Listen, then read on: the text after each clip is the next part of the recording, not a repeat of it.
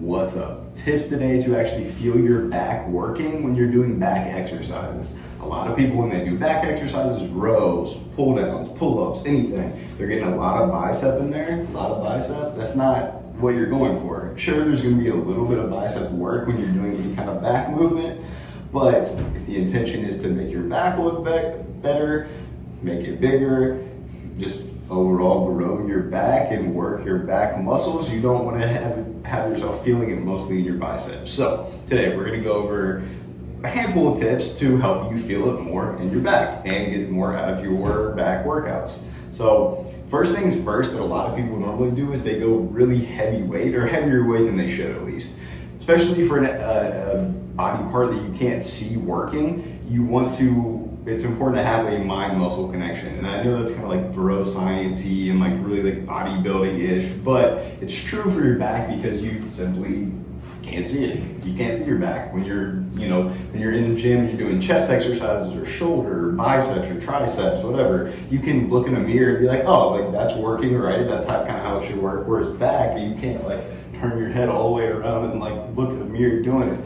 You kind of have to make sure you're feeling it correctly. So this is why these tips are important. So first thing with that is just doing a light enough weight so that you can actually use these tips. If you're using a heavy weight, you're going to be getting a lot of momentum involved. Your lower back's going to start hurting because you're going to be overusing it. That's when biceps start to take over, other muscle groups that you don't want to work. So first things first, use a weight that's light enough. And I would start more conservative with the weight you're using as opposed to even semi-heavy.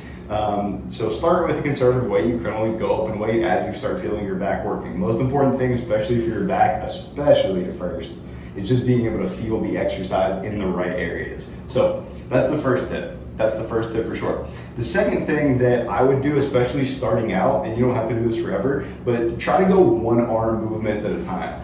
Back, again, is an area you want to make sure you're feeling it. So even though you can't see yourself looking at your back, you could be doing an exercise and feel your back working. Like you would literally touch your back muscle a little bit and like make sure it's working. And then also with that, if you're using one arm at a time, it's just going to be easier to focus in on feeling it with that one muscle group. Whereas if you're going two arms at a time, you got to be thinking like, oh, am I doing this right? Are both arms getting like an equal benefit from this? Just one arm at a time to think about.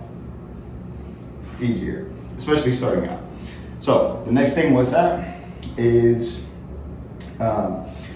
when people do a back exercise, they normally grip the entire handle, like wrap their thumb around it, like as you should with any normal like barbell or anything, any handle, any grip you're using in the gym. But for a back exercise, this is the only time I would recommend doing this, but for a back exercise, you want to think of your hand as a hook. You want to think of your hand hooked onto the weight. And so instead of wrapping your thumb around it, instead of wrapping your thumb around whatever handle bar you're using, you want to think of it as a hook. So oftentimes what's easier is if you put your thumb around the bar you're using. So say this is a bar, my hand is the bar. You're going to wrap it like this as opposed to wrapping your thumb around it. So use it like that. It's going to be easier to think of your hand as just a hook, and your arm is going to be what's pulling it. And it kind of goes into the next point. You want your elbow, not your arm, you want your elbow to be the thing that is driving backwards. You want to think about driving your elbow back. So elbow goes back. That's going to like almost force you to use your back muscles to do it. As opposed to when you have your thumb wrapped around it or just thinking about driving your hand backwards, it's going to be oftentimes a lot of bicep because it's like a shorter range of motion and you're not thinking about like fully bringing your elbow backwards to do it.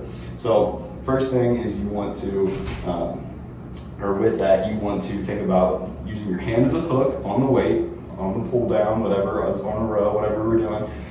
Pull down right here, and you want to think about driving your elbow backwards. Driving your elbow backwards each time. Elbow back, not your hand. Think about your elbow going back. Hand is a hook on the weight. That's it. Your hand is just literally hooked onto it like you're going fishing, and I'm not going to do any goofy comparisons, but hand is a hook. Next thing with that, driving your elbow back.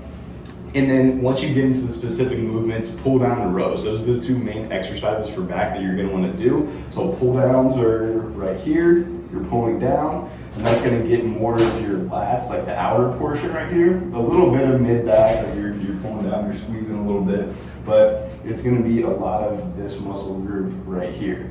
And so with that, One tip to use when you're doing pull downs is one, again, driving your elbows back, but you want to think about squeezing an orange or a piece of fruit or a Reese's egg in between your armpit. Probably not a Reese's egg, that'd be a little messy. All of it would be messy, but nonetheless. You want to think about pulling it down right here. Think about, there's something in between your armpit and you want to drive your elbow down and just squeeze the shit out of it. You want to break it with your elbow each time. Break the Reese's egg or Pokeball, whatever the hell it is. And then with rows, so same thing applies with rows. You want to, instead of breaking something underneath your armpit like you would with a pull down or a pull up, you want to think about there being an apple. You want to think about there being an apple or a Pokeball or a Reese's egg in the middle of your back, and you want to squeeze your shoulder blades back and think about trying to squeeze an apple, Reese's egg, Pokeball in between your shoulder blades and your back. So I'm going to turn around and do it. You're probably not going to be able to hear me, but I'm going to turn around and talk about it. You're going to drive back, drive back, drive back, and you want to think about the whatever it is being squeezed between your shoulder blades. So really want to emphasize the squeeze and squeezing your back together each rep you do. So next thing.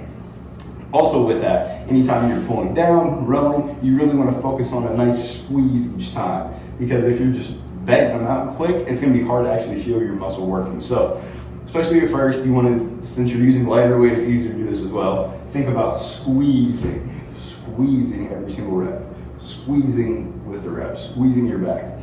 Next thing with that, what often helps as well to actually feel the muscle working is after you're squeezing, it can be kind of a quick rep right here when you're pulling the weight or pulling down, but then go slow on the eccentric as you're lowering the weight or as the weight is going back up on a pull down. So it's a quick rep right here, and then the tempo as you release it is slower. So with that, you're gonna be able to feel your back actually working because your back is resisting the weight on the way down. So then it's easier to kind of build that mind-muscle connection doing it, and also you get more out of the exercise by changing up the tempo like that. But especially at first, it's nice to be able to feel your back working in additional ways. Once you get more advanced, sure, you can get back to, still want to squeeze, but you can get back to more of a 1 second quick rep and then lowering it for a second and getting back into a normal pace. But especially at first, squeeze, lower it a little bit slower, squeeze, slower, squeeze, slower,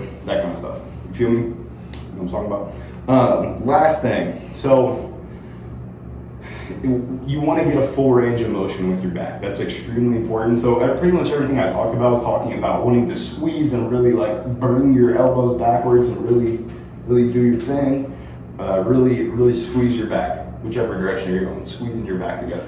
But you also want to make sure that you're fully extending each time too, because any muscle group, any exercise you're going to do, you're going to get the most out of it by a full range of motion, fully extending your arms, fully bringing it back. Same thing when you're doing chest. If you're just right here doing a chest exercise or just right here with shoulders, this whole entire range of motion right here isn't getting developed, so you're not going to be as strong as you potentially could be. You're not going to be as functional, as people like to say, and also you're just not going to be able to build the muscle group up as much as you would like. So extremely important to get a full stretch each time you're doing rows, each time you're doing pull downs, fully stretch at the top.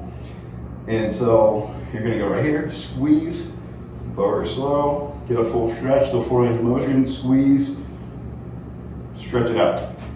So next time you're doing a back exercise, think of those different things. I know that's a lot thrown at you. I'm going to list them off in the the caption or whatever it's called on YouTube, the caption or description. You know what I mean. But yeah, so give it a rumble. Let me know what questions you have. Hopefully that's helpful. I think a lot of people struggle to actually feel their back working in the gym.